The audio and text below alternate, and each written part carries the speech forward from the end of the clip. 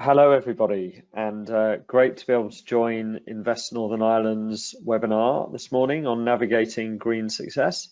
My name is Jamie Foster. I'm a partner at Hill Dickinson. We are an international law firm, but based in the UK, and we have a very large health and life sciences practice, helping public sector, so the NHS, and private sector organisations and businesses on all aspects of legal matters. And one of the things we've been focusing on in recent years, and increasingly so, is the ESG agenda, net zero in particular, and what that means for the health and life sciences sectors. So what I'm hoping to do today is to share a little bit of learning about what you need to know in terms of key issues if you want to do business in the UK, in terms of the ESG, and in particular, as I say, sustainability and net zero issues. So why is ESG important? This is just a brief slide to highlight really the different directions in which pressure is coming for organizations to understand this agenda. And first of all, and in particular for bigger businesses, there's the reporting requirements. So the various voluntary and mandatory frameworks, which are now starting to feed into smaller companies as well, who need to not only have things like carbon reduction plans, but also be able to report on them.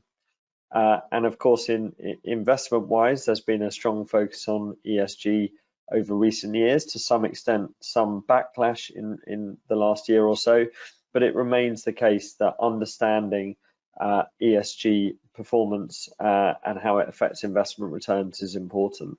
But it's not only the reporting requirement, it's also demands from other stakeholders. So increasingly, employees will want to know what a business is doing around sustainability and net zero, and of course consumers. And in particular, that feeds into one of the issues we'll look at today, which is greenwashing, so making untrue environmental claims. And regulators have a particular eye on this. So in the UK, the Competition and Markets Authority regulates ensuring that the market is fair for consumers, and they've been very hot in terms of picking up on greenwashing.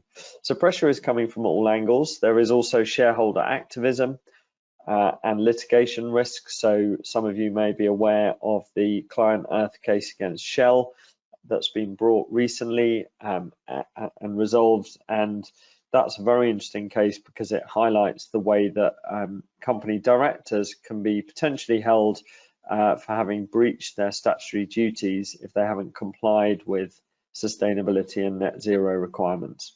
So in the wider sector sense, across all sectors, ESG is important. It's clearly not going away. It's only going to get more important.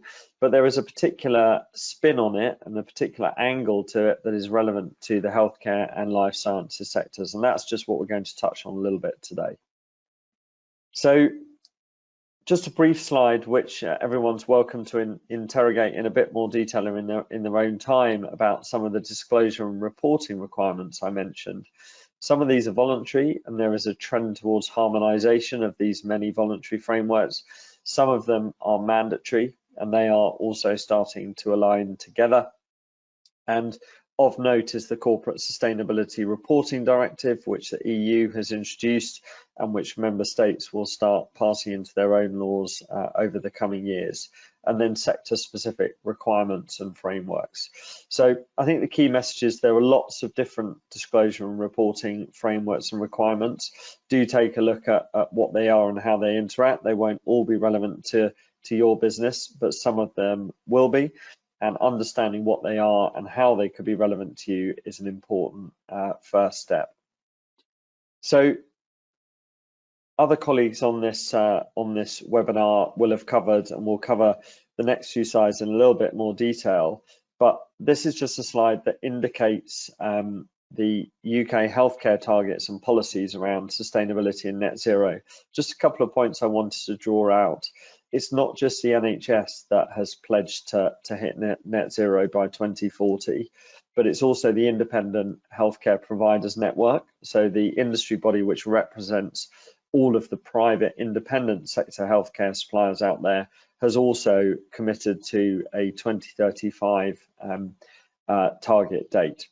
And of course, there's various guidance which you will know and will hear about from other colleagues that applies specifically to the NHS. One aspect I wanted to just highlight that is worth knowing about from a legal sense is that the Health and Care Act, which came into force in the UK, in England and Wales last year, and changed a number of things about the way the NHS is run, for the first time included a specific statutory duty in relation to climate change.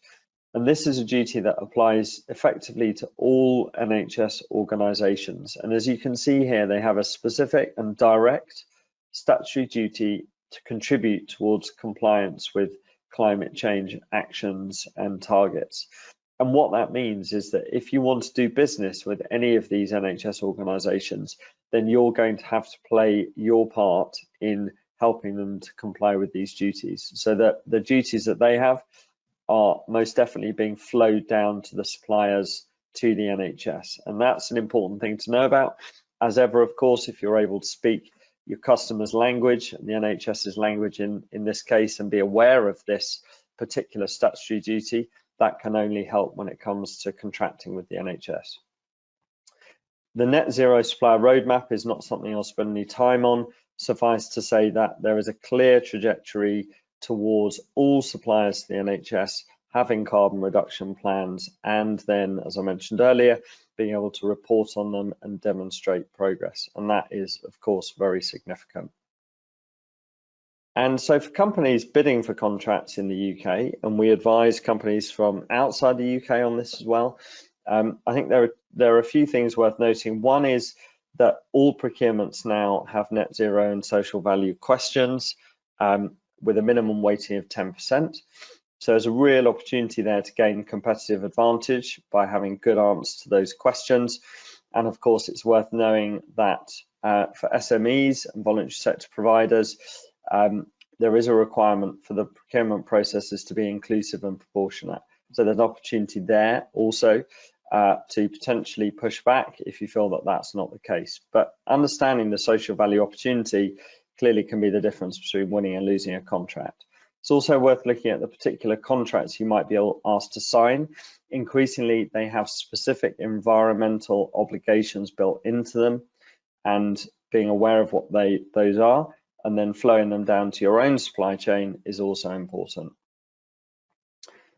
So the carbon reduction plan is the key NHS requirement, and this is a slide here again which you can look at in your own time with a bit of detail on that. One thing to note though is that this is assessed under UK procurement law as a pass-fail check. So it's not scored, it's simply a pass-fail check, and that's important for the purposes of getting to the next stage of a procurement.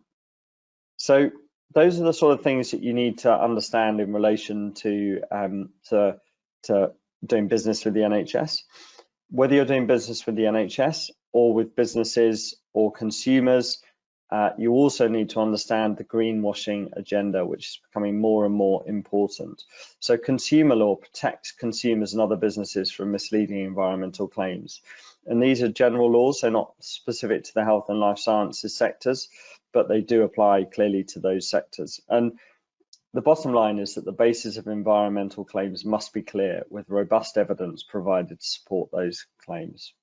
And the EU is planning to introduce a new green claims directive in this regard. That the UK hasn't yet gone that far. So there are two particular regulatory bodies that will enforce environmental claims: the Advertising Standards Authority and the Competition Markets Authority, and both have enforcement powers which will be relevant. So a slide here, again, I won't go into the detail and read it through, but lots of examples out there of companies jumping on the green bandwagon and claiming that they have products with good environmental credentials, which in fact have been found by the CMA and the ASA to not be the case. So it's very important to understand that you have to be able to back up with evidence any environmental claims that you make.